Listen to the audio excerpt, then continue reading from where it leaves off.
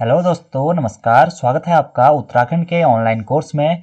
और उत्तराखंड के online course के अंतर्गत दोस्तों हमारी जिला दर्शन की सीरीज चल रही थी, जिसमें हम अल्मोड़ा जनपद के बारे में पढ़ रहे थे। और आज की हमारी वीडियो रहेगी दोस्तों अल्मोड़ा जनपद का पार्ट 2। और अल्मोड़ा जनपद से रिलेटेड जितने भी महत्वपूर्ण पॉइंट्स रहेंगे जो कि एग्जाम्स के पॉइंट ऑफ व्यू से इंपोर्टेंट रहते हैं या एग्जाम में आने की संभावनाएं रहती हैं, उन्हें हम अल्मोड़ा जनपद में पढ़ेंगे। इससे पहले हम नैनीताल जनपद को काफी अच्छी तरीके से पढ़ चुके हैं दोस्तों। और आप जितना भी पढ़ रहे हैं एटलीस्ट उनको नोट्स बनाने के बाद आप एक बार दोस्तों रिवाइज जरूर करें।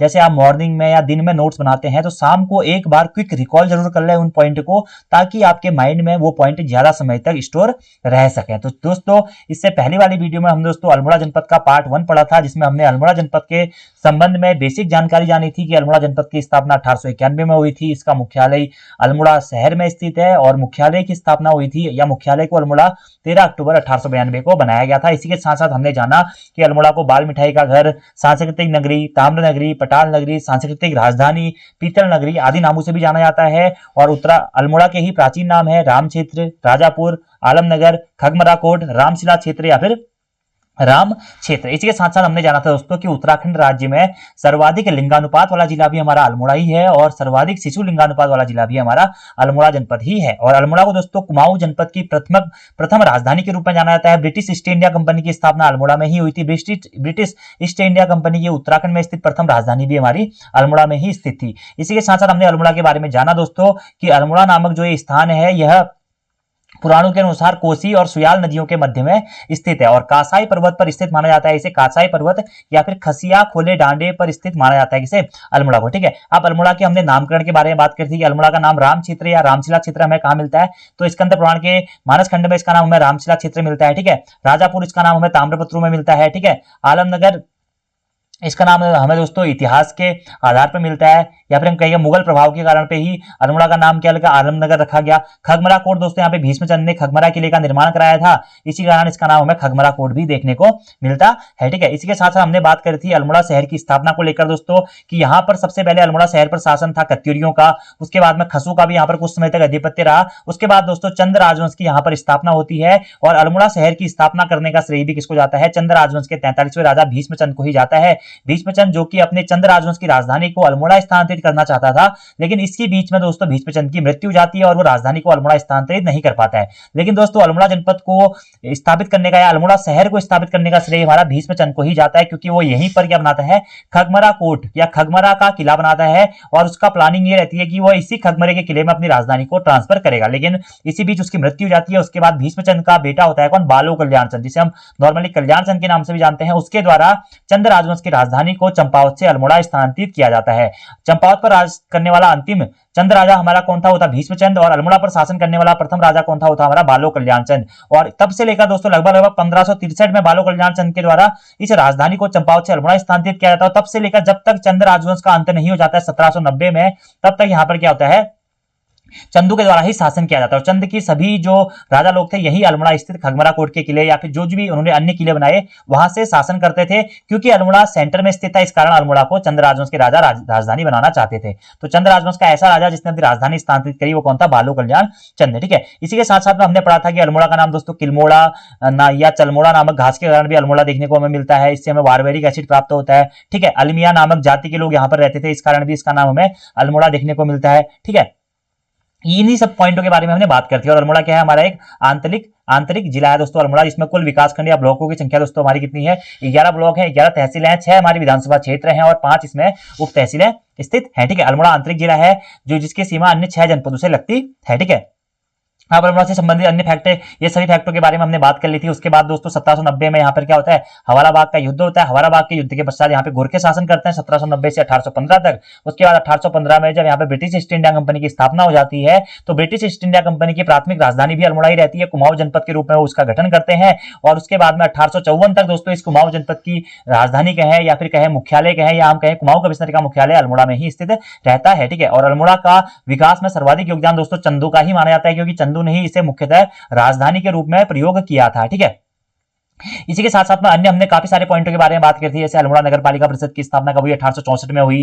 ठीक है, अल्मोड़ा में रैमजी कॉलेज की स्थापना कब हुई, 1871 या कहीं कहीं 1869 भी आपको देखने को मिलेगा। अल्मोड़ा जिला मुख्यालय बनाया गया 13 अक्टूबर 1892 को। ठीक है, इसके साथ साथ में हमने चंद राजवंश के अलग राजाओं के बारे में थोड़ा सा पढ़ा था कि ताम्रपत्र में इसका नाम राजापुर मिलता है, जन्म कुंडलियों में इसे क्या आलमनगर कहा गया है। यहाँ पर कई सारे नौले थे, ऐसा माना जाता है कि 360 से अधिक यहाँ पर क्या थे नौले स्थित रहा करते थे। महात्मा गांधी जी ने भी अपनी मेरी कुमाऊं यात्रा पुस्तक में इसका वर्णन किया अल्मोड़ा का।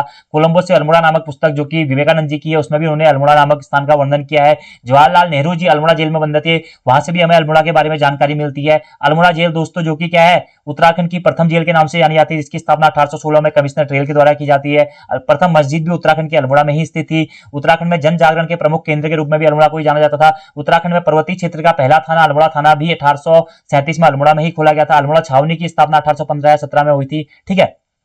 और उत्तराखंड में जो प्रथम हमारी छावनी बनाई गई थी वह अल्मोड़ा छावनी बनी थी, ऐसा कहा जाता है, ठीक है। अल्मोड़ा या देहरादून में थोड़ा सा कंफ्यूजन रहता है, ठीक है। इसी के साथ हमने कुमाऊं जनपद अल्मोड़ा में डिबेटिंग क्लब के बारे में पढ़ा कि 1870 में डिबेटिंग क्लब की स्थापना विलियम म्यूर के सुझाव पर बुद्धि वल्लभ पंत जी के द्वारा की जाती है। वहीं से फिर 1871 में हमारा क्या अल्मोड़ा अखबार का प्रकाशन किया जाता है कुमाऊं से, ठीक है। अब देखिए दोस्तों यहाँ पर अल्मोड़ा अखबार के बारे में थोड़ा सा कंफ्यूजन है, मैंने आपको पहले ही बताया था, तो ये चीजें हम पत्रकारिता में डिस्कस करेंगे। कहीं कहीं दिया गया कि अल्मोड़ा जो अखबार है वह कुमाऊनी भाषा का प्रथम अखबार है, कहीं कहीं दिया गया कि अल्मोड़ा अखबार हिंदी भाषा का उत्तराखंड का हमारा प्रथम अखबार है, ठीक है। लेकिन अगर हम वैसे नॉर्मली बात करें तो हिंदी भाषा में उत्तराखंड का प्रथम अखबार माना जाता है किसको, समय विनोद को। किसको, समय विनोद को। लेकिन परीक्षावाणी या कई अन्य बुक्स में आप देखेंगे कि अल्मोड़ा अखबार को उत्तराखंड का हिंदी भाषा का प्रथम अखबार माना जाता है। तो इन पॉइंटों के बारे में जो भी कंफ्यूजन है वो हम आगे जाकर बात करेंगे, ठीक है।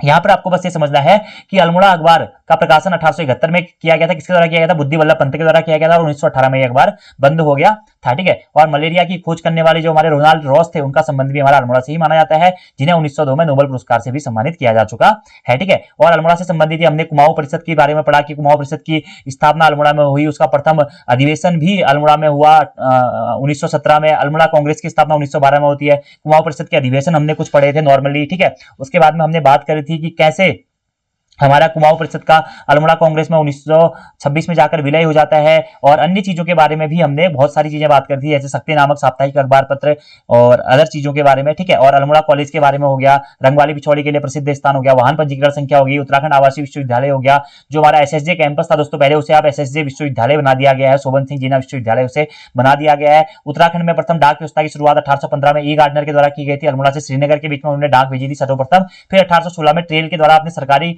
कार्य के लिए इस व्यवस्था को सुचारू रूप से भी लागू किया गया था, ठीक है। तो जितने भी महत्वपूर्ण पॉइंट थे अल्मोड़ा जनपद से बेसिकली वो हमने दोस्तों बात कर ली है, और ये हमारा रिवाइज था, ठीक है। रिवाइज करके ये है कि जो चीजें आपने कल पढ़ी है वो चीजें आपके दिमाग में थोड़ा सा फिर से रिकॉल होंगी, ठीक है। तो मैं स्टार्टिंग के 5 मिनट आपको इसीलिए रिवाइज कराता हूं ताकि जल्दी जल्दी में हमने जो कुछ भी पढ़ा हुआ है वो आपका क्लियर हो जाए और एग्जाम में आपको वहां से मदद भी मिलते रहे दोस्तों। तो अब हम बात करेंगे अल्मोड़ा जनपद के प्रसिद्ध दर्शनीय स्थलों के बारे में, और ये टॉपिक दोस्तों काफी इंपोर्टेंट है क्योंकि यहां पर हम उन सभी दर्शनीय स्थलों के बारे में बात करेंगे जो कि या तो ऐतिहासिक दृष्टि से इंपोर्टेंट है या राजनीतिक दृष्टि से इंपोर्टेंट है, या फिर हम कहेंगे उत्तराखंड के जो सामान्य हमारा नेचर है या सामान्य जानकारियां हैं, मंदिर है, जो उत्तराखंड का आर्ट एंड कल्चर है, वहां से इनका संबंध रहता है। तो ये सभी पॉइंट आप लोगों को अच्छी तरीके से नोट करने हैं, और सभी पॉइंट दोस्तों इंपोर्टेंट भी है क्योंकि मैंने जो नोट्स का कलेक्शन किया है वो आप लोगों के एग्जाम्स के अकॉर्डिंग ही किया हुआ है, तो ठीक है। तो सबसे पहला पॉइंट आता है कि उत्तराखंड में वीरणेश्वर महादेव मंदिर कहां स्थित है, या उत्तराखंड में वीरणेश्वर मंदिर कहां स्थित है, तो दोस्तों ये अल्मोड़ा में स्थित है।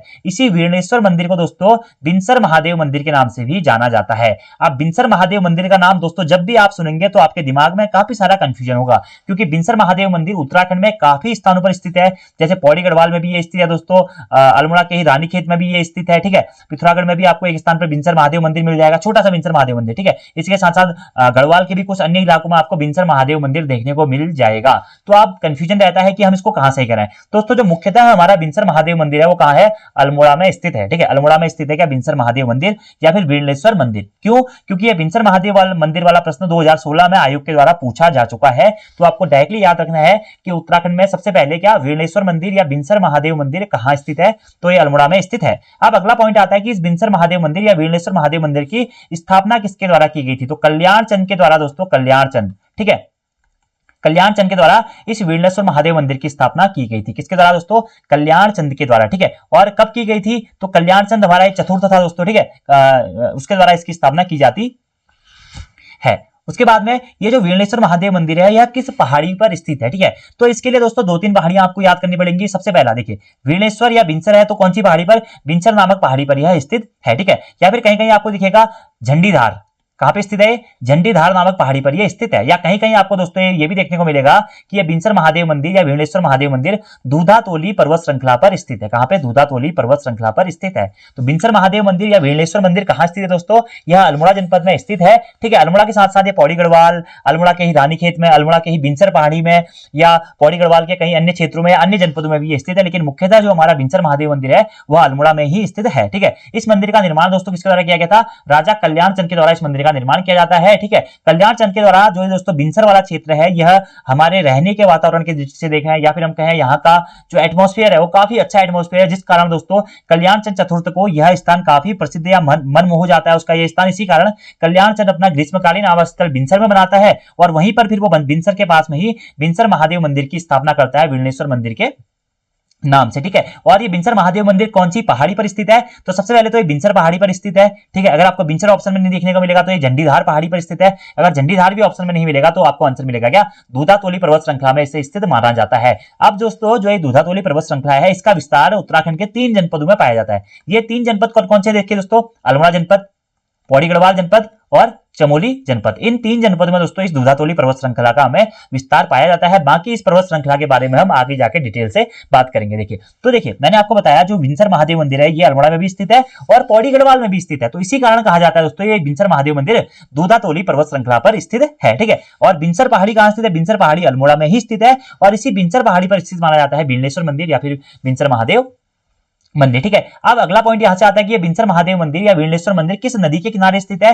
तो ये दोस्तों बिनो नदी या कहीं कहीं आपको बिनो नदी को वीणु नदी या वीणुधारा नदी के किनारे स्थित है। बिनो नदी या वीणुधारा नदी के किनारे स्थित है हमारा क्या? विमलेश्वर महादेव मंदिर। देखिए वी है तो वी से ही दोस्तों बिनसर पहाड़ी पर यह स्थित है। ठीक है, और झंडीधार पर स्थित माना जाता है और बिनो या वीणुधारा नदी के किनारे यह स्थित है। ठीक है, अब दोस्तों जो ये विमलेश्वर महादेव है हमारे, इन विमलेश्वर महादेव को उत्तराखंड के नाग और पौरवों के कुल देवता के रूप में जाना जाता है। तो ये पॉइंट भी दोस्तों काफी इंपोर्टेंट बन जाता है कि बिनसर महादेव या विमलेश्वर महादेव ये कौन थे दोस्तों? इन्हें उत्तराखंड के नाग शासक या फिर उत्तराखंड में जो पौरव शासक हैं, आगे जाकर आप उत्तराखंड के नाग शासक या फिर जो नाग मंदिर है या पौरवों के द्वारा यहाँ पर शासन किया जाता है, नाग और पौरव शासकों के बारे में जब आप इतिहास में पढ़ेंगे उत्तराखंड के इतिहास में तो उन्हीं नाग या पौरव शासकों के कुल देवता के रूप में भी किसे जाना जाता है? विमलेश्वर महादेव देवता को ही या बिनसर महादेव देवता को ही जाना जाता है। तो प्रश्न आपको डायरेक्टली इस प्रकार का भी एग्जाम में दोस्तों बन सकता है कि उत्तराखंड के नाग और पौरव शासकों के कुल देवता के रूप में किसे जाना जाता है? तो इसे बिनसर महादेव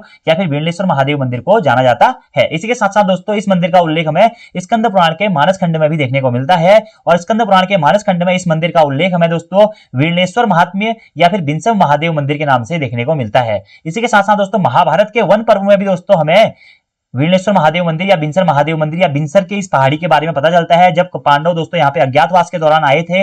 आगे जाकर हम अल्मोड़ा में ही पढ़ेंगे एक पांडुखोली गुफा जहां पे भीम की खातड़ी है, यानी कि पांडुखोली गुफा में पांडवों के द्वारा कुछ समय तक अपना अज्ञातवास के दौरान समय व्यतीत किया गया था, ऐसा भी कहा जाता है।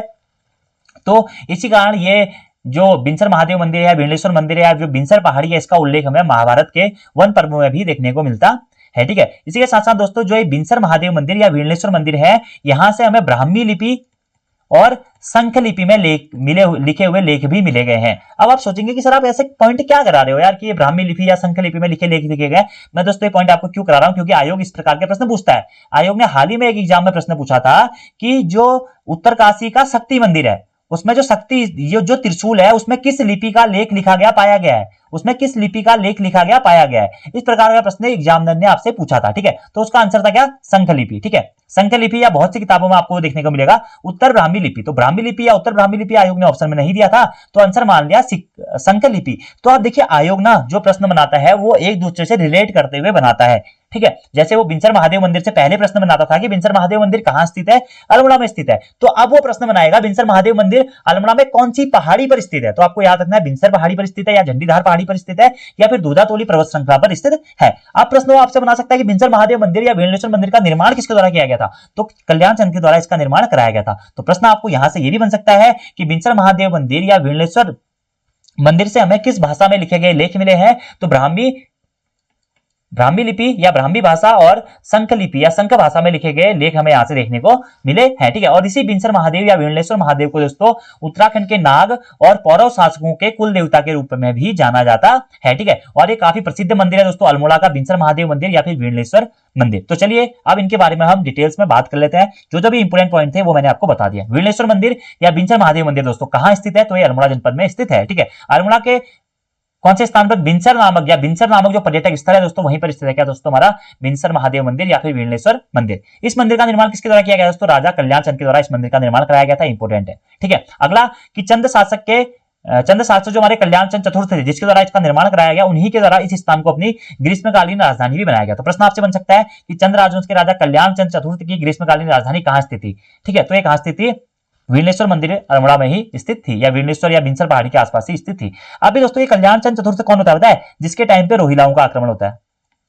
रोहिलाओं का आक्रमण होता है कब, 1744 के आसपास की बात होती है, तब रोहिलाओं का आक्रमण होता है। तो इसी के टाइम पीरियड की ये बात है। और दोस्तों अल्मोड़ा की जो मंदिर है ना, अल्मोड़ा जनपद में अधिकांश मंदिर जो है ना वह क्षतिग्रस्त हो गए या उसका पुनर्निर्माण किया गया। क्यों, क्योंकि जब यहाँ पे रोहिलाओं ने आक्रमण किया तो सभी मंदिरों को तोड़ दिया था। तो प्रश्न आपसे ये भी बन सकता है कि रोहिलाओं के आक्रमण के समय उत्तराखंड में चंद्र राजवंश का राजा कौन था। तो चंद्र राजवंश का राजा कौन था दोस्तों, था कल्याण चंद चतुर्थ। कहीं कहीं आपको कल्याण चंद पंचम करके भी देखने को मिलेगा, क्योंकि चंद्र राजवंश हमारे 4 या 5 कल्याण चंद हमें मिलते हैं। ठीक है, और गढ़वाल राजवंश में उस टाइम पे कौन राजा था, प्रदीप शाह राजा हुआ करता था। तो अल्मोड़ा जनपद में जितने भी हमारे मंदिर ध्वस्त हुए हैं या क्षतिग्रस्त हुए हैं, उनको क्षतिग्रस्त करने का जो मुख्य दायित्व जाता है, जैसे हम अभी द्वाराहाट के मंदिर पढ़ेंगे ना दोस्तों, तो द्वाराहाट के सभी मंदिरों में क्या मिलेगा आपको, जो मंदिर समूह है वहां पर मूर्तियां नहीं मिलेंगी आपको। तो वो मंदिर समूह को तोड़ने का काम ना रोहिलाओं के द्वारा ही किया गया था। उस टाइम पे चंद्र शासक था कौन, हमारा कल्याण चंद चतुर्थ। वैसे ये सारी चीजें आप इतिहास में पढ़ेंगे, लेकिन जिलों में कभी कभार लिंक हो जाता है दोस्तों, तो आपको भी ये रिवाइज हो जाएगा। ठीक है, आगे बात करते हैं। ये दोनों पॉइंट दोस्तों काफी इंपोर्टेंट है। अगला क्या है कि वीणेश्वर महादेव मंदिर कौन से परगने में स्थित है। ठीक है, तो 12 मंडल परगना पड़ता है दोस्तों कहां पे, अल्मोड़ा जनपद में। ठीक है, अल्मोड़ा और चंपावत की सीमा पर ये 12 मंडल परगना पड़ता है, लेकिन मुख्यतः ये अल्मोड़ा में ही स्थित है। ठीक है, तो 12 मंडल परगना में स्थित है क्या दोस्तों, ये वीणेश्वर महादेव मंदिर। तो प्रश्न ये भी बन सकता है कि 12 मंडल परगना उत्तराखंड में कहां स्थित है, तो ये अल्मोड़ा जनपद में स्थित है। अब देखिए 12 मंडल इसे क्यों कहा जाता है, क्योंकि ये ऐसा माना जाता है कि 12 मंडल थे, इसमें 12 अलग अलग मंडलों को मिलाकर एक मंडल बनाया गया था क्या, जिसे 12 मंडल परगना के नाम से जाना जाता था। ठीक है, और इसी परगने में स्थित है क्या दोस्तों, हमारा वीणेश्वर महादेव मंदिर या फिर बिनसर महादेव मंदिर। अगला प्रश्न यहां से इंपोर्टेंट ये बनता है कि बिनसर महादेव मंदिर कौन सी पहाड़ी पर स्थित है, तो ये बिनसर पहाड़ी पर स्थित है, या फिर आपको याद रखना है कौन सी पहाड़ी, बिनसर पहाड़ी पर झंडीधार में स्थित है, या फिर ये दूधातोली पर्वत श्रृंखला पर स्थित है। दोनों आपको इंपोर्टेंट ये याद रखना है। डायरेक्टली आपसे भी पूछ लेगा दोस्तों, बिनेश्वर महादेव मंदिर या बिनसर महादेव मंदिर किस पर्वत श्रृंखला पर स्थित है, तो ये दूधातोली पर्वत श्रृंखला पर स्थित है।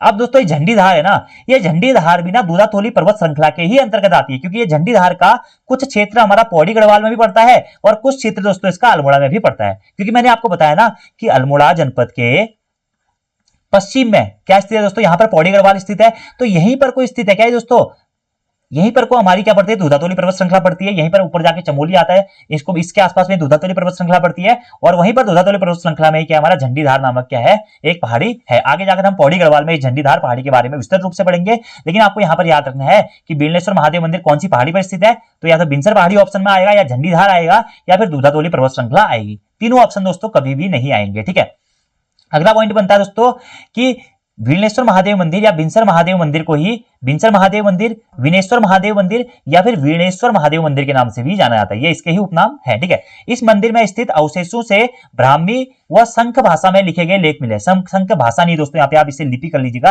संख लिपि में लिखे गए लेख मिले हैं। तो प्रश्न बन सकता है दोस्तों कि वीणेश्वर मंदिर या बिनसर महादेव मंदिर से किस लिपि में लिखे गए लेख हमें प्राप्त होते हैं, तो ब्राह्मी या फिर संख लिपि में लिखे गए लेख हमें प्राप्त होते हैं। ठीक है, अगला पॉइंट ये बनता है कि वीणेश्वर महादेव मंदिर या बिनसर महादेव मंदिर किस नदी के तट पर स्थित है, तो ये बिनो नदी या फिर विणुधारा नदी के किनारे पर स्थित है। दोनों नदियां एक ही हैं, ये इनके उपनाम है।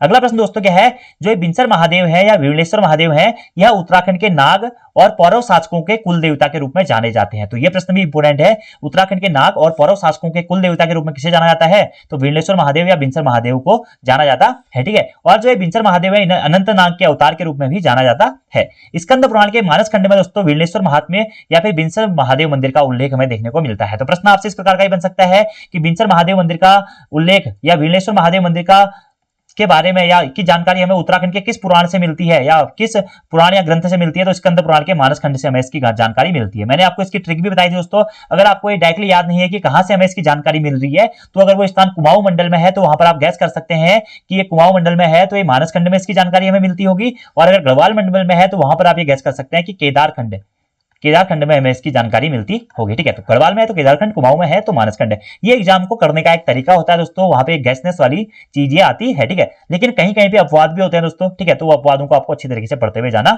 है।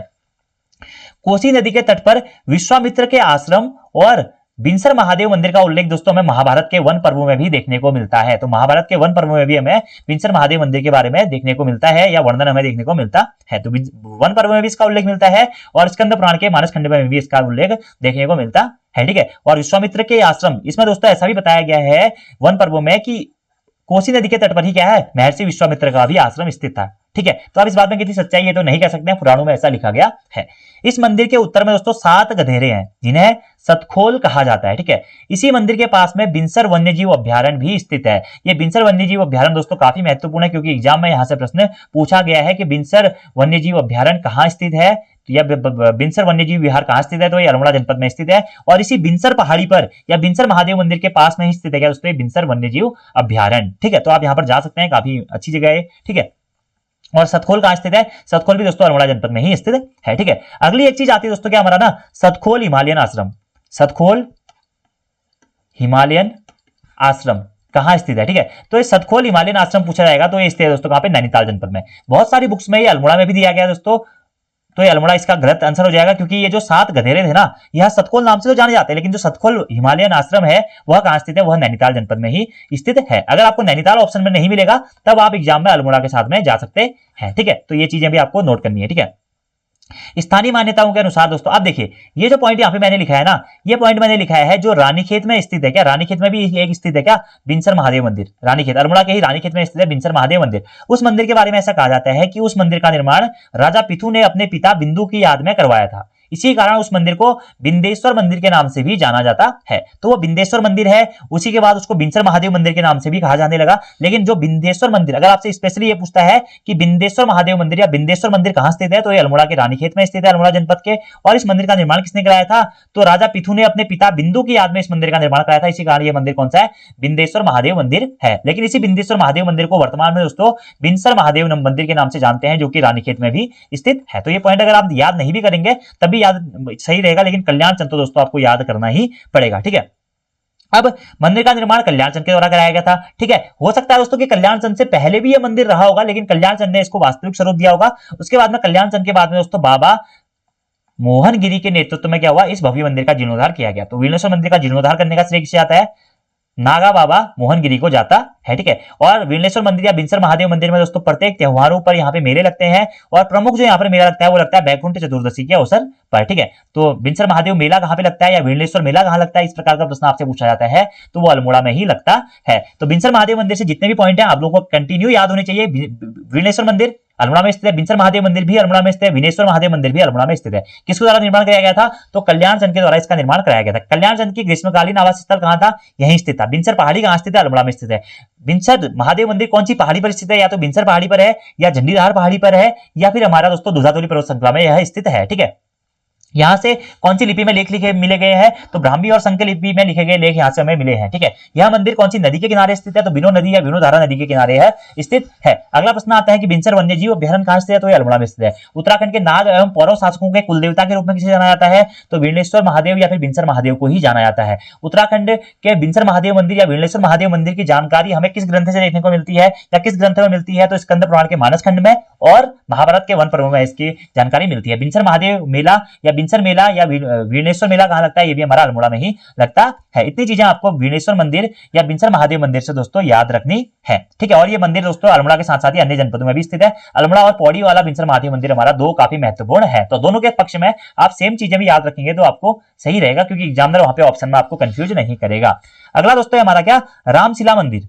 तो प्रश्न इंपोर्टेंट है कि उत्तराखंड में रामशिला मंदिर कहां स्थित है, तो ये अल्मोड़ा जनपद में स्थित है। अल्मोड़ा जनपद के मेन मार्केट में दोस्तों जहां पर हमारा क्या है, मल्ला महल का किला, मल्ला महल नाम से इस स्थान को पहले जाना था। तो जहां पर हमारा मल्ला महल का किला स्थित था वहीं उसी के आसपास स्थित है क्या दोस्तों, यह रामशिला मंदिर, जिसे राम पादुका तीर्थ या राम पादुका स्थल के रूप में भी जाना जाता है। तो यहां से इंपोर्टेंट सबसे पहला पॉइंट कि उत्तराखंड में रामशिला मंदिर कहां स्थित है, तो ये अल्मोड़ा जनपद में स्थित है। उत्तराखंड में राम पादुका तीर्थ कहां स्थित है, ये भी दोस्तों अल्मोड़ा जनपद में ही स्थित है। ठीक है, चंद राजाओं के समय में यह स्थान दोस्तों मल्ला महल के नाम से जाना जाता था। और मल्ला महल का जो किला है, मल्ला महल के किले का निर्माण किसने कराया था दोस्तों बताइए, तो राजा रुद्रचंद, चंद राजवंश का राजा था रुद्रचंद, जिसने अल्मोड़ा को धार्मिक नगरी के रूप में विकसित किया था, संस्कृत नगरी के रूप में विकसित किया था, सांस्कृतिक नगरी के रूप में विकसित किया था। उसी रुद्रचंद के द्वारा इस मल्ला महल के किले का निर्माण किया जाता है। ठीक है, जिसे दोस्तों उस टाइम पे अष्टदुर्ग महल या अष्टमहल के नाम से भी जाना जाता था। और इसी मल्ला महल किले के अंतर्गत स्थित है दोस्तों क्या है, रामशिला मंदिर या फिर राम पादुका तीर्थ। तो अगर आपसे पूछा जाता है कि रामशिला मंदिर या राम पादुका तीर्थ की संस्थापक कौन थे, तो ये थे कौन दोस्तों, राजा रुद्रचंद। कौन, राजा रुद्रचंद। अब आपको जैसे कहीं की किसी किसी किताब में आपको राजा रूपचंद भी देखने को मिलेगा, तो किताबों में दोस्तों थोड़ा सा मिसप्रिंट हो गया, रूपचंद को ही रुद्रचंद बताया गया है। ठीक है, तो लेकिन एक्चुअल में इसका राजा कौन था, रुद्रचंद था। तो अगर ऑप्शन में पूछा जाता है रुद्रचंद या रूपचंद, तो आपको दोनों याद रखने हैं, रुद्रचंद या रूपचंद। ठीक है, तो रामशिला मंदिर से बस 2 या 3 पॉइंट इंपोर्टेंट है। सबसे पहला, रामशिला मंदिर उत्तराखंड में कहां स्थित है, तो ये अल्मोड़ा जनपद में स्थित है। अल्मोड़ा जनपद दोस्तों जहां पर हमारा मल्ला महल का किला स्थित था। ठीक है, मल्ला महल के किले का निर्माण किसने कराया था, रुद्रचंद ने कराया था। तो इसी किले के अंतर्गत उसने एक मंदिर की स्थापना भी कराई थी, वो कौन था दोस्तों, हमारा रामशिला मंदिर। तो वर्तमान में भी दोस्तों ये अल्मोड़ा जनपद में ही स्थित है। ठीक है, और इस मंदिर की स्थापना किसके द्वारा कराई गई थी, तो ये कराई गई थी रुद्रचंद के द्वारा या फिर रूपचंद के द्वारा। कब कराई गई थी, 1588 के आसपास में इसकी स्थापना उसके द्वारा कराई जाती है। सन नहीं पूछेगा दोस्तों, लेकिन आपसे संस्थापक जरूर पूछेगा। अगला पॉइंट यहां से है कि यह मंदिर कौन सी शैली में बना हुआ है, तो नागर शैली, नागर शैली में निर्मित है दोस्तों रामशिला मंदिर या फिर राम पादुका तीर्थ है। और इसी मंदिर समूह के गर्भगृह में या केंद्रीय कक्ष में पत्थर पर चरण पादुकाएं स्थित हैं, जिसे राम पादुकाओं के नाम से जाना जाता है। और ऐसा कहा जाता है कि श्री रामचंद्र जी भी इस मंदिर में इस स्थान पर आए थे, इसी कारण रुद्रचंद के द्वारा वहां पर क्या की गई थी, रामशिला मंदिर की स्थापना की गई थी। और रुद्रचंद के द्वारा श्री रामचंद्र जी इस स्थान पर आए हैं, यही सोच के दोस्तों वहां पे उसने मल्ला महल का किला भी निर्माण बना किया, जिसे अष्टमहल दुर्ग या अष्टदुर्ग महल के नाम से भी जाना जाता था। अब आप सोचेंगे कि यार रामचंद्र जी कहां रह गए भाई, हमारा रुद्रचंद कहां रह गया। तो ऐसा कहा जाता है ना कि सपने आते थे भाई उस टाइम पे भगवान के,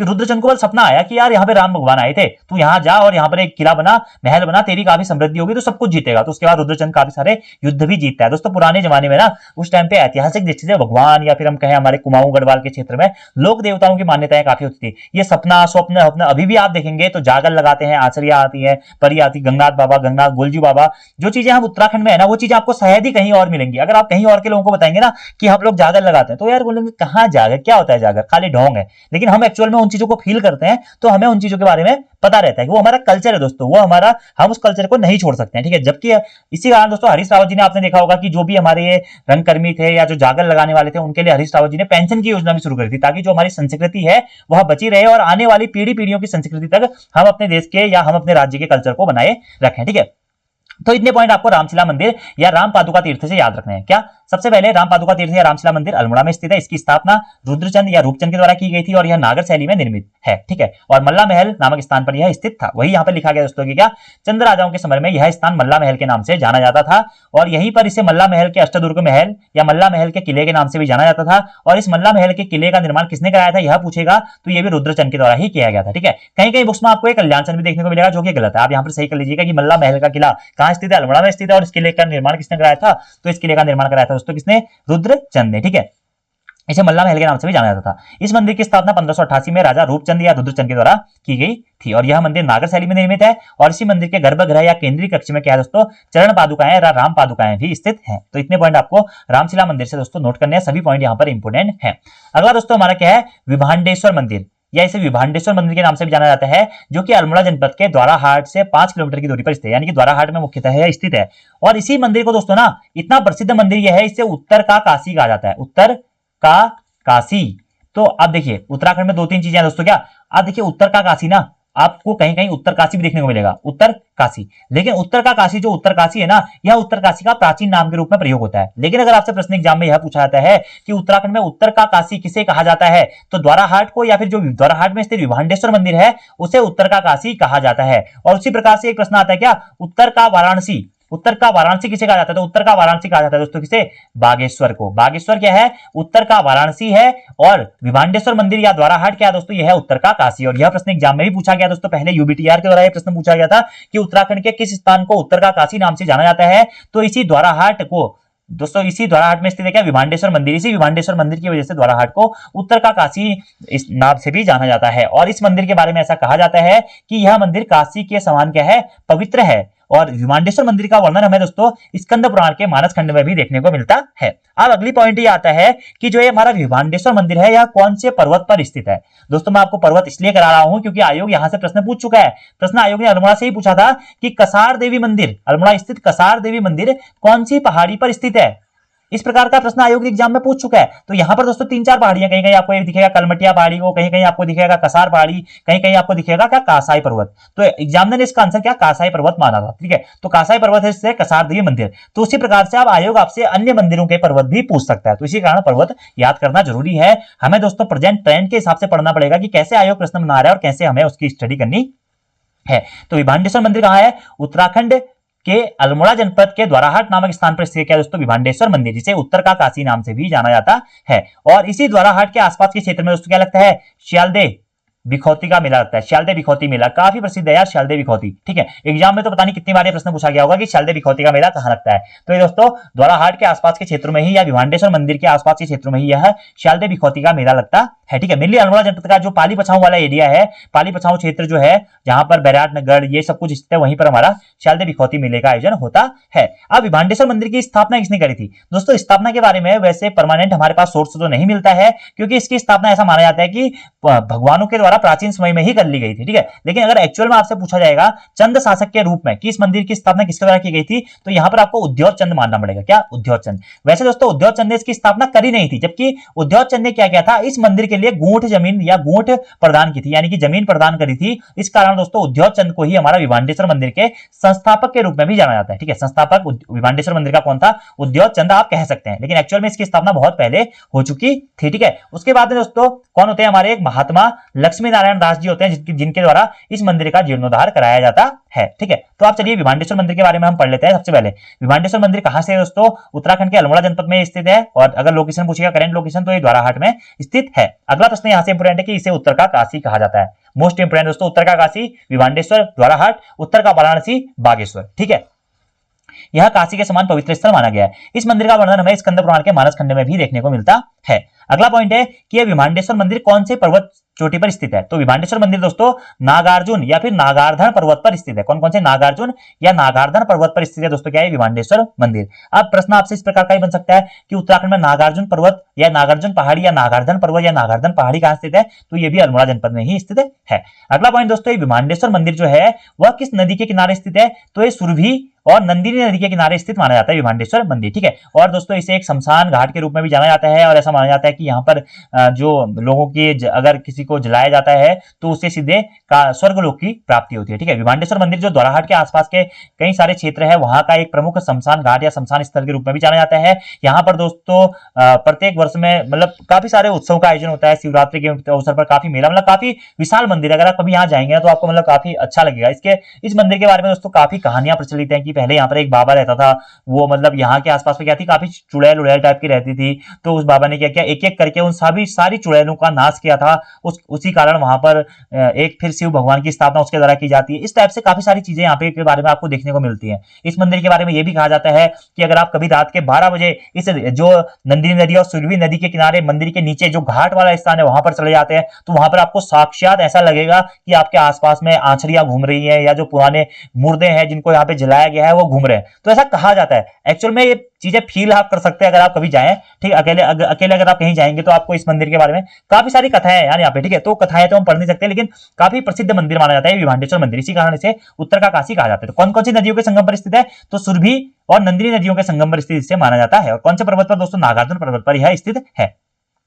इस मंदिर के लिए चंद राजा उद्योग चंद ने मंदिर को गूंठ प्रदान की थी, यानी कि जमीन किसने प्रदान करती, उद्योग चंद ने। इसी कारण दोस्तों विभांडेश्वर मंदिर के संस्थापक के रूप में भी उद्योग चंद को ही जाना जाता है। ठीक है, इस तीर्थ स्थल पर दोस्तों चंद राजाओं के सेनापति कल्याण चंद की पत्नी कलावती देवी को कुमाऊं की प्रथम और अंतिम सती होने का गौरव प्राप्त है। तो दोस्तों यहां से ये इंपोर्टेंट है, कल्याण चंद कुमाऊं चंद राजाओं के सेनापति नहीं हुआ दोस्तों। चंद राजा जब कल्याण चंद की मृत्यु हो गई दोस्तों, तो कल्याण चंद की मृत्यु के बाद उसकी पत्नी थी कौन, कलावती देवी। तो कलावती देवी ये जो कल्याण चंद थे ना दोस्तों, इनको इसी स्थान पर जलाया गया था ऐसा माना जाता है। और कलावती देवी दोस्तों यहीं पर सती हुई थी, और कलावती देवी को ही दोस्तों कुमाऊं की प्रथम और अंतिम सती के रूप में भी जाना जाता है। अब ये इसमें कितनी सच्चाई है दोस्तों ये हम नहीं कह सकते हैं, लेकिन ऐतिहासिक किताबों में ऐसा दिया गया है कि कुमाऊं की प्रथम सती कौन थी, या चंद्र आ जाओगे प्रथम सती कौन थी, क्योंकि उस टाइम पे सती प्रथा का प्रचलन था। और विमांडेश्वर मंदिर में इतनी इसकी पौराणिकता को देखते हुए दोस्तों जो कल्याण चंद की पत्नी थी कलावती देवी यहाँ पर सती हुई थी। ठीक है, इसी के साथ साथ दोस्तों 1943 में महात्मा लक्ष्मीदास नारायण दास जी ने इसका क्या किया था, जीर्णोद्धार करवाया था। ये पॉइंट ज्यादा इंपोर्टेंट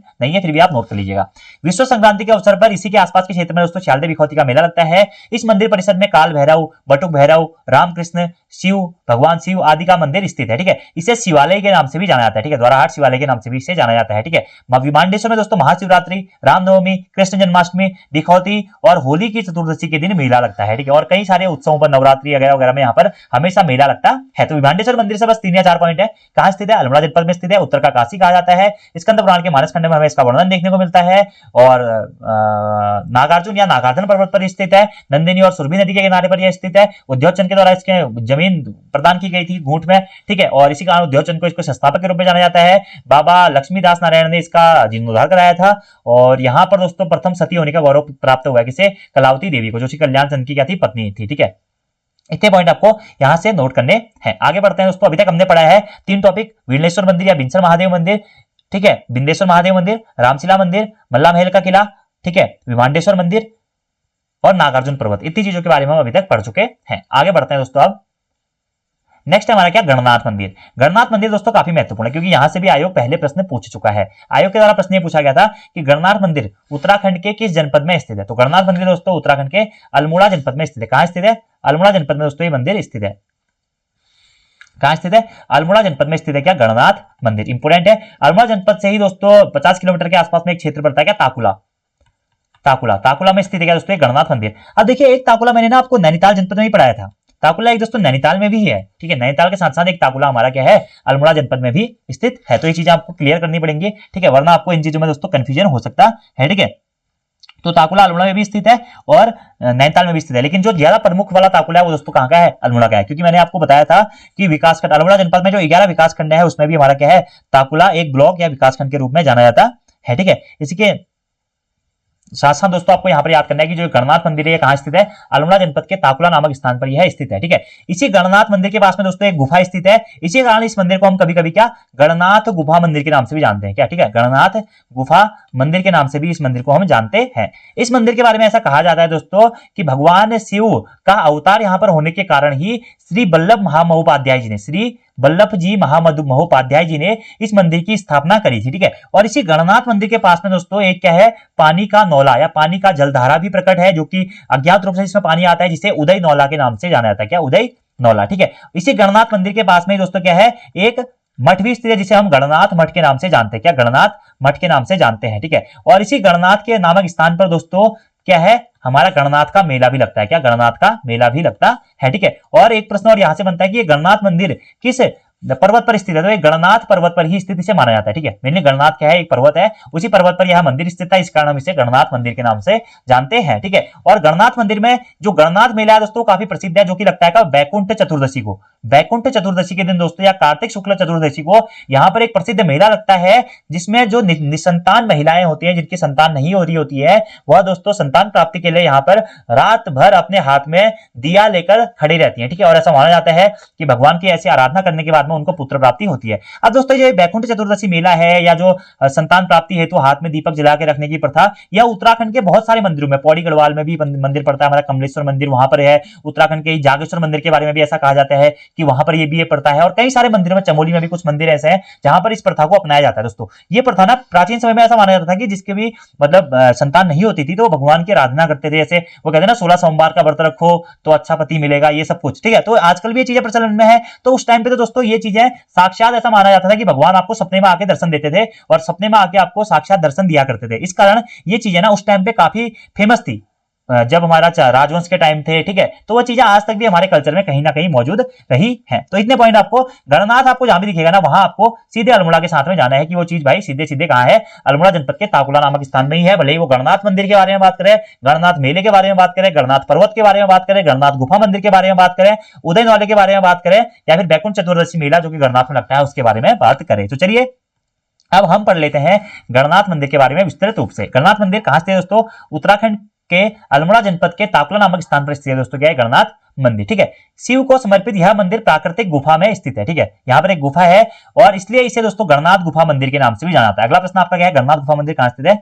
यह अल्मोड़ा के ताकुला नामक स्थान पर ही स्थित है। ठीक है, गणनाथ स्थित शिवलिंग पर प्राकृतिक रूप से दोस्तों क्या है? जल टपकता रहता है। ठीक है, तो इस मंदिर की स्थापना या संस्थापक के रूप में किसे जाना जाता है? श्री वल्लभ जी महामहोपाध्याय जी को इस मंदिर के संस्थापक के रूप में जाना जाता है। ठीक है, तो इस गुफा में मंदिर स्थित है, लेकिन सबसे पहले इसकी स्थापना किसने करी थी या किसने ये पता लगाया था कि यहाँ पर एक मंदिर स्थित है? तो वो थे कौन? वल्लभ जी महामहोपाध्याय जी। ठीक है, श्री वल्लभ जी महामहोपाध्याय जी ने दोस्तों अपने तपोबल से मंदिर से 200 मीटर दूर एक जलधारा भी प्रकट करी थी, जिसे उदय नौले के नाम से जाना जाता है। तो उदय नौला कहां स्थित है? तो उदय नौला भी हमारा अल्मोड़ा जनपद के ताकुला में ही स्थित है। ठीक है, अगला क्या है दोस्तों कि ये जो गणनाथ मंदिर है कौन सी चोटी पर स्थित है? तो ये गणनाथ की चोटी पर ही स्थित है। अब ये गणनाथ की चोटी कहां पड़ती है दोस्तों? ये गणनाथ की चोटी भी हमारी कहां पड़ती है? अल्मोड़ा जनपद में ही पड़ती है। ठीक है, तो गणनाथ की चोटी पर ही स्थित है क्या दोस्तों? हमारा गणनाथ मंदिर, क्या गणनाथ गुफा मंदिर, ठीक है, और गणनाथ मठ। गणनाथ मठ तो वही यहाँ पर लिखा गया है कि इसी गणनाथ की चोटी पर दोस्तों मल्लिका देवी मंदिर भी स्थित है, गणनाथ मंदिर भी स्थित है और गणनाथ मठ भी स्थित है। ठीक है, यहीं पर दोस्तों गणनाथ का मेला भी लगता है जो कि प्रसिद्ध है। बैकुंठ चतुर्दशी के दिन यहाँ पर मेला लगता है, जिसे कभी कभी हम ताकुला मेले के नाम से भी जानते हैं। क्या? ताकुला मेले के नाम से। ठीक है, अगर दोस्तों आपको उत्तराखंड के स्थान याद है ना, तो आपको वहां के मेले याद करने में भी आसानी रहेगी, क्योंकि अधिकतर जो यहाँ पे आर्ट एंड कल्चर में हम मेले पढ़ेंगे तो वहां पर क्या है, मेलों के जो नाम है वह स्थान के नाम पर भी मेले के नाम होते हैं। जैसे गणनाथ का मेला है उसे हम ताकुला का मेला भी कहते हैं। अब दोस्तों मनोहर श्याम जोशी जी का एक उपन्यास है, क्या? कसब उपन्यास। कसब उपन्यास में भी उन्होंने इस ताकुला का वर्णन किया है। ठीक है, तो प्रश्न बन सकता है दोस्तों कि मनोहर श्याम जोशी, क्योंकि आपके ये हिंदी के सिलेबस में भी ये टॉपिक दिया गया मनोहर श्याम जोशी जी का और यहां से प्रश्न बनते भी हैं, तो प्रश्न बन सकता है कि कसब नामक उपन्यास किसने लिखा था? क्या और कसब इनके दो कुमाऊनी उपन्यास थे, ऐसा कहा जाता है। ठीक है, कुमाऊनी में ही लिखे गए थे, पहले कुमाऊनी और हिंदी मिश्रित में ही लिखे गए थे, तो कुमाऊनी उपन्यास कहा जाते हैं। क्या क्याप और कसब किसके कुमाऊनी उपन्यास थे? मनोहर श्याम जोशी जी के थे। तो इसमें जो कसब उपन्यास है, इसी कसब उपन्यास में दोस्तों इन्होंने बताया है किसके बारे में? हमारा अल्मोड़ा के ताकुला या गणनाथ मंदिर के क्षेत्र के आसपास के बारे में इन्होंने काफी वर्णन किया है। इसी के साथ साथ दोस्तों बैकुंठ चतुर्दशी या कार्तिक शुक्ल चतुर्दशी के दिन यहाँ पर निसंतान व पुत्र संतति की कामना करने वाली महिलाएं संतान प्राप्ति के लिए हाथों में दीपक लेकर रात भर जागरण करती हैं। यह मंदिर तो काफी प्रसिद्ध है। तो ये सभी पॉइंट आपको याद रखने हैं। मल्लिका देवी मंदिर भी दोस्तों कहाँ है? अल्मोड़ा में ही स्थित है। तो इतने पॉइंट आपको गणनाथ मंदिर से भी दोस्तों याद करने हैं। आगे बढ़ते हैं दोस्तों, क्या? चितई मंदिर। देखिए इससे पहले मैंने आपको नैनीताल जनपद में बताया था क्या? घोड़ाखाल गोलू देवता का मंदिर। ठीक है, तो वहां पर जो मैंने आपको गोलू देवता की कथा बताई थी, वही कथा दोस्तों चितई मंदिर के बारे में भी प्रसिद्ध है। ठीक है, अब गोलू देवता देखिए उत्तराखंड में न्याय के देवता के रूप में जाना जाता है, कुमाऊं के लोक देवता के रूप में जाना जाता है, कुमाऊं में न्याय के देवता के रूप में जाना जाता है, जिनका मूल उद्गम स्थान कहां से माना जाता है? चंपावत से माना जाता है। ठीक है, यह प्रश्न आयोग पूछ चुका है कि गोलू देवता का मूल उद्गम स्थान कहां था? यह था चंपावत में। ठीक है, क्योंकि चंपावत में जब हम पढ़ेंगे तो वहां पर हम गोलू देवता मंदिर के बारे में पढ़ेंगे कि गोलचट्टी कहा जाता है, गोलपट्टी कहा जाता है एक उस पूरे क्षेत्र को। ठीक है, तो चितई मंदिर कहां स्थित है? यह अल्मोड़ा जनपद में स्थित है। ठीक है, और यह प्रश्न तो दोस्तों कई बार पता नहीं यार, मतलब जब पहले प्रश्न बनते थे 2016 से पहले, तो कम से कम आपने मान के चलो 15 से 20 बार यह इस प्रकार के प्रश्न पूछे जाते थे कि चितई गोलूदेव मंदिर उत्तराखंड में कहां स्थित है? चितई गोलूदेव मंदिर उत्तराखंड में कहां स्थित है? तो चितई गोलूदेव मंदिर दोस्तों उत्तराखंड में कहां स्थित है? अल्मोड़ा जनपद में स्थित है। कहां पे? अल्मोड़ा में है स्थित है। ठीक है, और यह गोलू देवता का एक रहस्यमयी मंदिर है। गोलू देवता को उत्तराखंड में न्याय के देवता और पशुओं के रक्षक देवता के रूप में भी जाना जाता है। और जो है दोस्तों गोलू देवता मंदिर है, चितई गोलूदेव मंदिर है, इस मंदिर को दोस्तों कुमाऊं का परमोच्च न्यायालय के रूप में भी इसे जाना जाता है। अब दोस्तों यहाँ की ना काफी सारी कथाएं हैं। इस मंदिर के बारे में ऐसा कहा जाता है कि एक बार में कमिश्नर, हमारे जो कुमाऊं कमिश्नर थे, वह इस क्षेत्र से होकर गुजर रहे थे, तो उसमें किसी ने उसको उनके जो चालक था उन्होंने उसको बताया कि सर यहाँ पर एक गोलू देवता का मंदिर है, काफी प्रसिद्ध मंदिर है, आप उसके दर्शन कर लो। तो भाई उस कमिश्नर ने कहा कि क्या गोलू देवता यार, क्या मानते हो, गोलू वोलू कुछ नहीं होता है, चलो तुम यहाँ से। जैसे हम है ना आजकल थोड़ा सा नास्तिक टाइप के लोग होते हैं, तो कहते हैं क्या भगवान, क्या कुछ नहीं होता भाई, चलो ठीक है। तो वो भी कमिश्नर वहां से चल दिया। अब वो कमिश्नर जैसे ही वहां से गया दोस्तों, वो वहां से अप्रोक्सीमेटली अपने घर तो पहुंच गया, लेकिन ऐसा कहा जाता है कि घर जाते ही उसकी आंखें बंद हो गई, उसके हाथ पांव ने काम करना बंद कर दिया, उसको लकवा मार गया अचानक से। ठीक है, फिर अब उस ड्राइवर ने, उसके साथ में जो आदमी था, उसने पता किया कि वो सर कहाँ है। तो अब उसने कहा यार कि सर तो भाई जब से आए हैं तुम्हारे साथ से तब से वो पड़े हुए हैं बिस्तर में, उनको ध्यान ही नहीं है। तो फिर वो क्या करता है, वो व्यक्ति उन्हें बताता है कि सर आपको याद है कि मैंने आपको बताया था कि गोलू देवता का एक मंदिर है, वहां पर चलते हैं, आपने कहा था ऐसा ऐसा। तो कमिश्नर को ये आभास होता है कि उसने गलती करी। उसके बाद वहां पे माफी मांगता है गोलू देवता से, और गोलू देवता से ये प्रण करता है कि मैं आपके मंदिर में आऊंगा, आप मुझे सही कर दीजिए और ऐसा ऐसा माना जाता है कि थोड़ी देर बाद ही वह सही हो जाते हैं। तो ये शक्तियां हैं, काफी सारी अन्य कथाएं भी हैं इन मंदिरों के बारे में। तो अल्मोड़ा का स्थित चितई गोलू देवता का मंदिर काफी प्रसिद्ध मंदिर है। आप यहाँ पर जाएंगे तो काफी सारी एप्लीकेशंस दोस्तों आपको देखने को मिलेगी। यहाँ पे लोग क्या करते हैं, न्याय की गुहार लगाते हैं। बहुत सारे लोग तो ना अपने कोर्ट का दोस्तों, कोर्ट से बड़ा भी न्यायालय इसे माना जाता है, ठीक है। जो हमारा न्यायालय है ना, उच्च न्यायालय, तो उच्च न्यायालय से बड़ा दोस्तों परमोच्च न्यायालय इसे माना जाता है, ठीक है। तो कुमाऊं का परमोच्च न्यायालय या उत्तराखंड का परमोच्च न्यायालय चितई गुरु देवता मंदिर को ही जाना जाता है। यहाँ पर ऐसा माना जाता है कि आप पत्र के माध्यम से भगवान से संवाद करते हैं और भगवान आपकी मनोकामनाओं को पूर्ण करते हैं, ठीक है। और गोलू देवता का मूल संबंध कहां से माना जाता है, चंपावत से ही माना जाता है, ठीक है। गोलू देवता के अन्य मंदिर दोस्तों चंपावत में भी स्थित है, घोड़ाखाल में भी स्थित है, घोड़ाखाल नैनीताल में, और पौड़ी के कंडोलिया में भी गोलू देवता का मंदिर स्थित है। तो यहां से भी प्रश्न इंपोर्टेंट है दोस्तों कि गढ़वाल स्थित एकमात्र गोलू देवता का मंदिर, गढ़वाल स्थित एकमात्र गोलू देवता का मंदिर कहां स्थित है, तो ये पौड़ी के कंडोलिया में, पौड़ी गढ़वाल के कंडोलिया नामक स्थान पर स्थित है, ठीक है। इसी के साथ साथ ताड़ी खेत में भी दोस्तों क्या है, गोलू देवता का मंदिर है। और अरे यार लगभग सभी जिलों में ना ये गोलू देवता के मंदिर स्थित है। और गोलू देवता की कहानी क्या थी वो आपको बता चुका हूं, ठीक है। किसके पुत्र थे, राजा झालूराई और रानी कलिंगा के पुत्र थे। जो भी कहानी थी वो मैंने आपको बताई थी। जो चितई गोलू देवता मंदिर कहां स्थित है, अल्मोड़ा में स्थित है। इन्हें न्याय के देवता और पशुओं के रक्षक देवता के रूप में भी जाना जाता है। अब दोस्तों कुछ कुछ हमारे इतिहासकार ये भी कहते हैं, जो हमारे गोलू देवता थे ना, गोलूदेव, ये क्या थे, चंद्र राजवंश में एक सैनिक थे।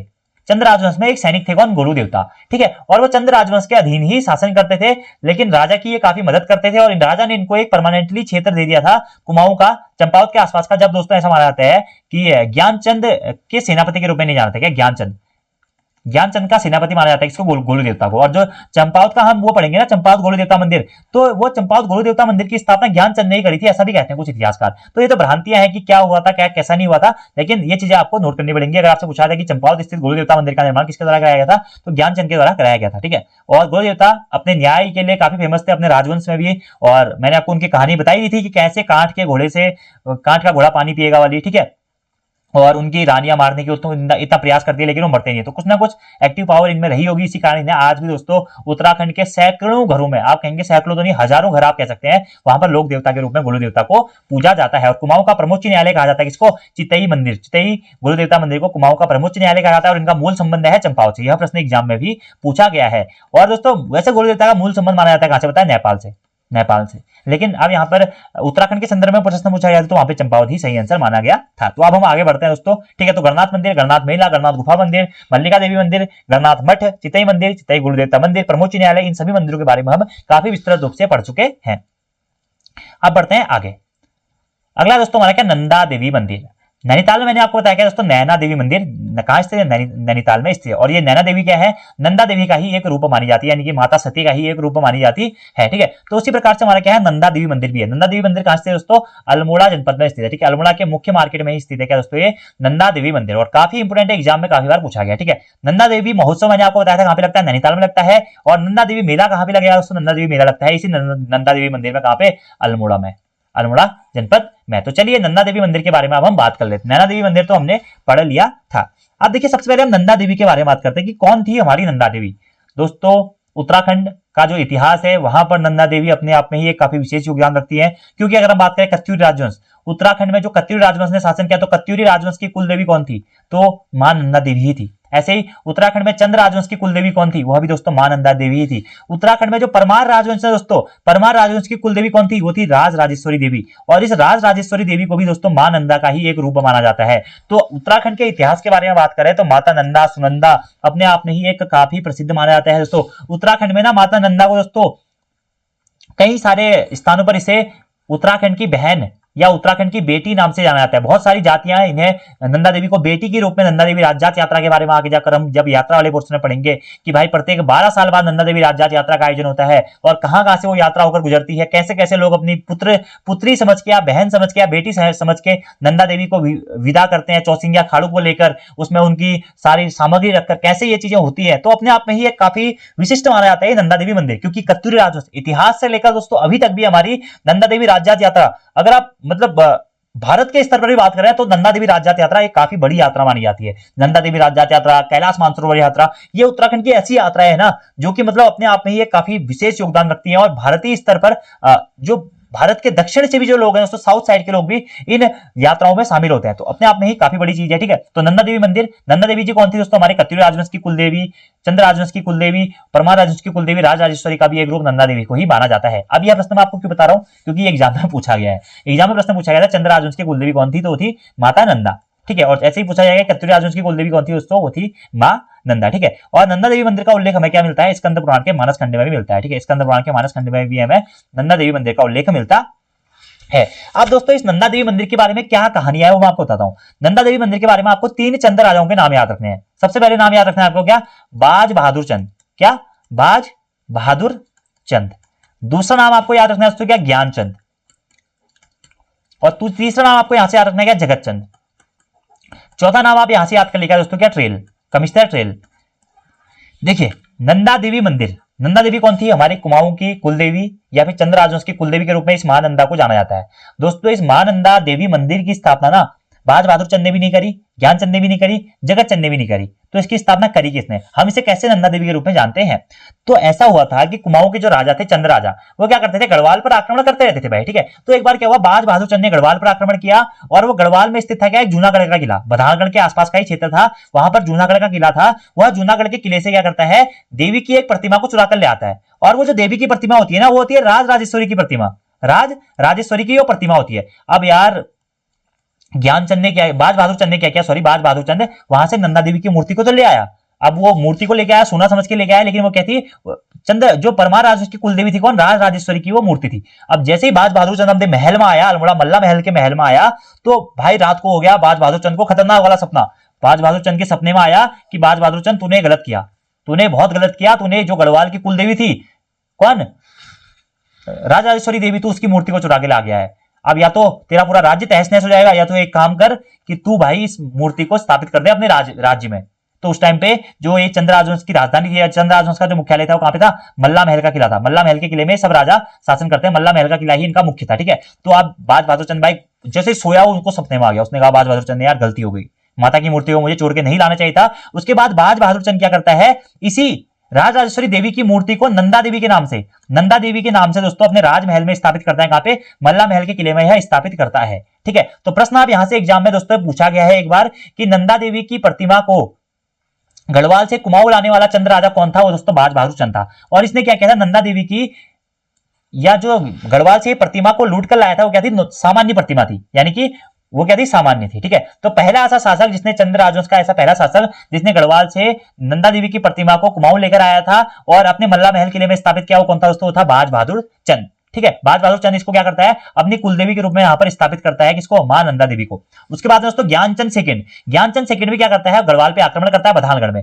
बधानगढ़ का जो क्षेत्र है ना वो ग्वालदम के आसपास था, ग्वालदम और यहाँ पे बागेश्वर, तो यहीं से आक्रमण करते थे, ग्वालदम के आसपास में लूटपाट में जाते थे और आ जाते थे। ये आपने छवि चंद्र राजवंश और परमार राजवंश में आप ये पढ़ेंगे उनके युद्धों के बारे में, ठीक है। तो ज्ञानचंद सेकंड ने जब यहाँ पे गढ़वाल के बधानगढ़ पर आक्रमण किया, तो ज्ञानचंद सेकंड भी क्या करता है, वहां से नंदा देवी की स्वर्ण प्रतिमा को चुरा कर ले आता है, किसको, स्वर्ण प्रतिमा को।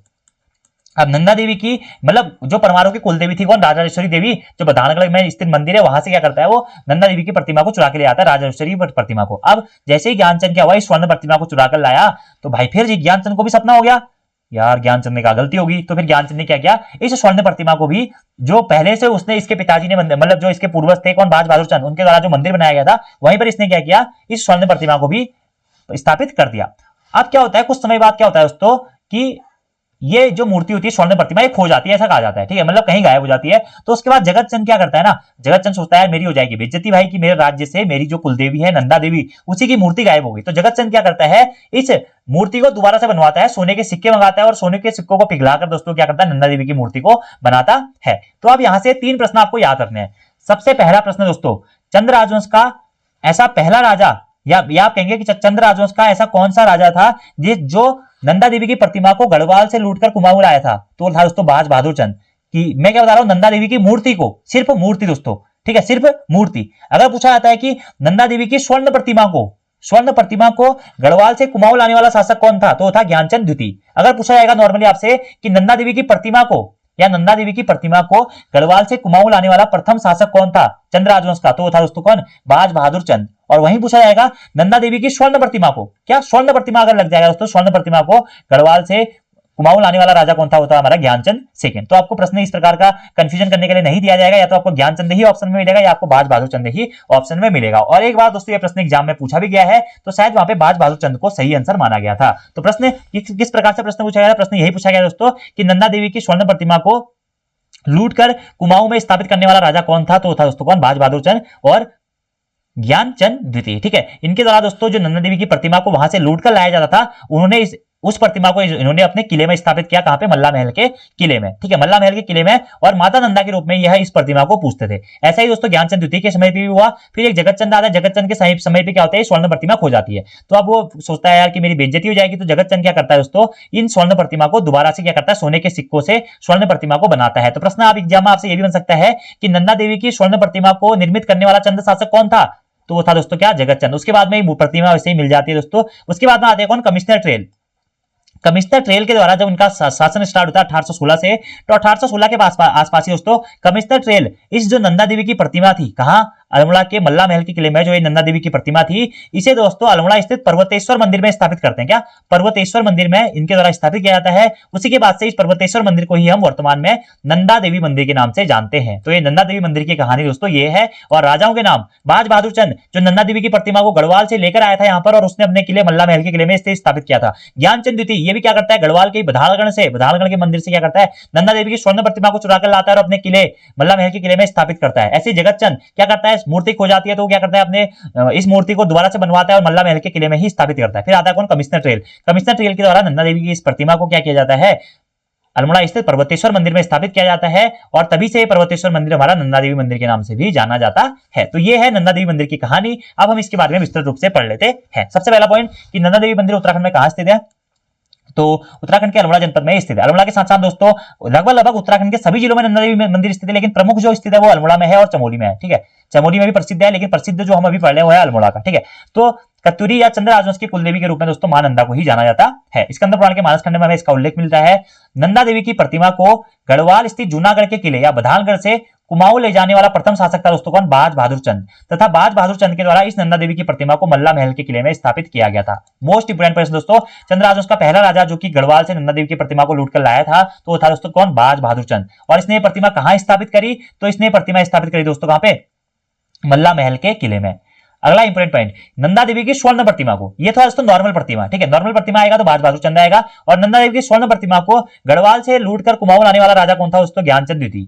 ज्ञानचंद द्वितीय था, गढ़वाल से लूटकर कुमाऊं लाने वाला राजा कौन था, ज्ञानचंद द्वितीय। तो ये प्रश्न भी इंपोर्टेंट है। इन दोनों में से आपको एक ऑप्शन देखने को मिलेगा। लेकिन यह प्रतिमा दोस्तों बाद में कहीं जाकर खो जाती है। फिर चंद्र राजवंश का राजा बनता है कौन, जगतचंद। जगतचंद क्या करता है, दोबारा से सोने के सिक्कों को मिलाकर नंदा देवी की एक स्वर्ण प्रतिमा को बनाता है और उससे क्या करता है, अपने मल्ला महल के किले में स्थापित करता है। थोड़े दिनों बाद ये ज्ञानचंद द्वितीय की भी स्वर्ण प्रतिमा मिल जाती है, और जो बाज बहादुर चंद की प्रतिमा थी नॉर्मल वाली, वो तो यहाँ पर स्थिर होती है। और चंद्र राजवंश की कुल देवी के रूप में इसी कारण इस मां नंदा को जाना जाता है। अपने आप में ही एक विशेष योगदान रखती थी। उसके बाद में आता है दोस्तों कौन, कमिश्नर ट्रेल।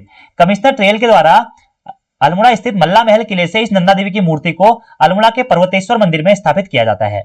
यही मंदिर वर्तमान में नंदा देवी मंदिर के नाम से जाना जाता है दोस्तों। ठीक है, अब कहीं कहीं आपको पर्वतेश्वर मंदिर भी देखने को मिलेगा, कहीं कहीं आपको दोस्तों दीप चंदेश्वर मंदिर देखने को मिलेगा। दीप चंदेश्वर मंदिर, देखिए ऐसा हुआ था दोस्तों, इस पर्वतेश्वर मंदिर की स्थापना किसने की थी, उद्योग चंद। चंद्र राजवंश का एक राजा होता है, उद्योग चंद के द्वारा इस पर्वतेश्वर मंदिर की स्थापना की जाती है। ठीक है, उसके बाद दीप चंद के द्वारा जब इस पर्वतेश्वर मंदिर का जीर्णोद्धार किया जाता है ना, तो उस मंदिर को ही दीप चंदेश्वर मंदिर के नाम से जाना जाता है। उसके बाद में जब ट्रेल दोस्तों इस पर्वतेश्वर मंदिर या दीप चंदेश्वर मंदिर में इस नंदा देवी की मूर्ति की स्थापना कर देते हैं, तो तब से यह मंदिर हमारा नंदा देवी मंदिर के नाम से जाना जाता है। ठीक है, तो ये पर्वतेश्वर मंदिर का है या दीप चंदेश्वर मंदिर का है, दोनों मंदिर दोस्तों हमारे एक ही है। बस पर्वतेश्वर मंदिर का निर्माण दोस्तों उद्योग चंद ने कराया था, लेकिन बाद में दीप चंद के द्वारा उसका जीर्णोद्धार किया गया, तो उस मंदिर का नाम दीप चंदेश्वर मंदिर कर दिया गया। लेकिन बाद में जब ट्रेल ने यहाँ पर अपनी मूर्ति स्थापित की नंदा देवी की, तो यह नंदा देवी मंदिर के नाम से हमारा जाना जाने लगा। तो ये तीनों फैक्टर दोस्तों आपको याद रखने हैं। अभी दोस्तों यहाँ पर मैंने क्या लिखा है कि 1670 में कुमाऊं के चंद्रवंशी शासक राजा बाज बहादुर चंद ने बधालगढ़ के किले से या बधालगढ़ स्थित जूनागढ़ के किले से नंदा देवी की प्रतिमा लाकर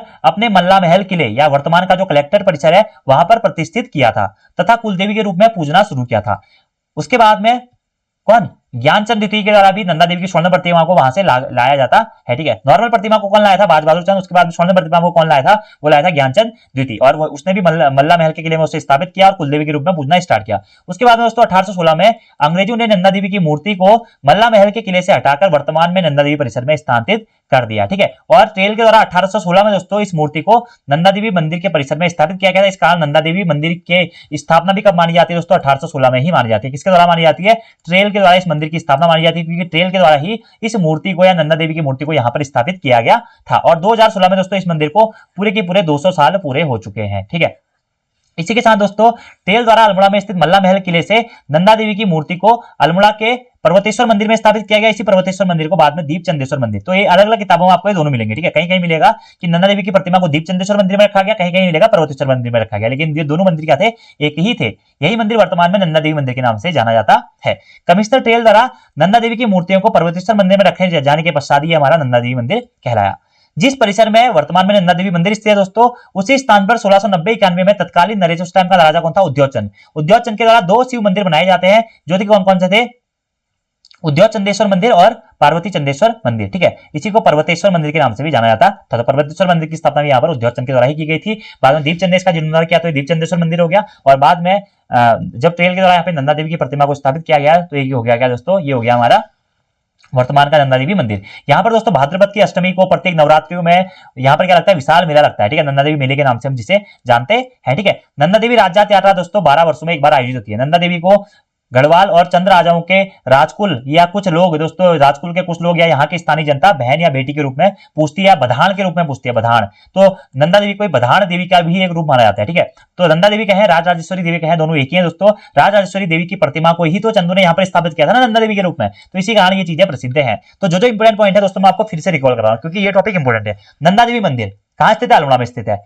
चंद्र राजवंश की कुलदेवी, कतिर राजवंश की कुलदेवी और परमार राजवंश की कुलदेवी कौन? मां नंदा देवी को ही माना जाता है, लेकिन परमार राजवंश की कुलदेवी के रूप में हम मां नंदा देवी के राजराजेश्वरी वाले रूप को मानते हैं। तब सबसे पहला पॉइंट, नंदा देवी की प्रतिमा को गढ़वाल से चुराकर या गढ़वाल के बधानगढ़ से चुराकर कौन लाया था? वो लाया था बाज बहादुर चंद। और कहां स्थापित किया था? मल्ला महल के किले में स्थापित किया गया था।